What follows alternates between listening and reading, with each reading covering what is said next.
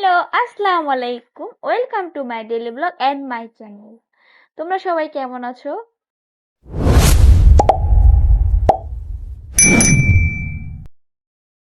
আগে বলো তোমরা সবাই কেমন আছো? আজকে আমার কথা শুনে বুঝতেছো আমি খুব খুশি। আজকে আমরা গিয়েছিলাম আন্টির বাসায়, অনেক দূরে, অনেক খাওয়া দাওয়া, অনেক মজামজি তোমাদের সাথে শেয়ার করব। তো আমরা সকালবেলা কিছু না খেয়ে বের হয়ে গেছিলাম। বের হয়ে দেখি আন্টি কাচ্চি রান্না করছে টেবিলের উপরে। তো আমি বললাম আন্টি একটু দাঁড়ান, আমি একটু ভিডিও করে নিই। তারপর হচ্ছে আন্টি আমার প্লেটও ভেড়ে দিচ্ছে। এটা মুরগির মাংস দিয়ে কাচ্চি রান্না করছে। তারপর টেস্টটা খুবই মজা হয়েছে আর কালারটাও খুবই সুন্দর আসছে। দেন তারপরে হচ্ছে বিকালে খাওয়ার জন্য একটু বাইরে গেছি, যেহেতু আন্টিদের ওখানে অনেক মজার মজার খাবার পাওয়া যায়।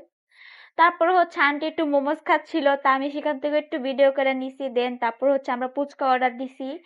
তো আমার ছোট যে ভাই, আমার আন্টির ছেলে হচ্ছে, সে চটপটি পছন্দ করে, তো সে চটপটি খাচ্ছে আর আমি বলছি একটু নাড়াও, তো সে নাড়াচ্ছে। যাই হোক, তারপর হচ্ছে আমরা একটু ফুচকা খাইলাম, তারপরে একটু লেবু শরবত খেয়েছি, অর্ডার দিয়েছে, কারণ ফুচকাটা প্রচুর ঝাল ছিল।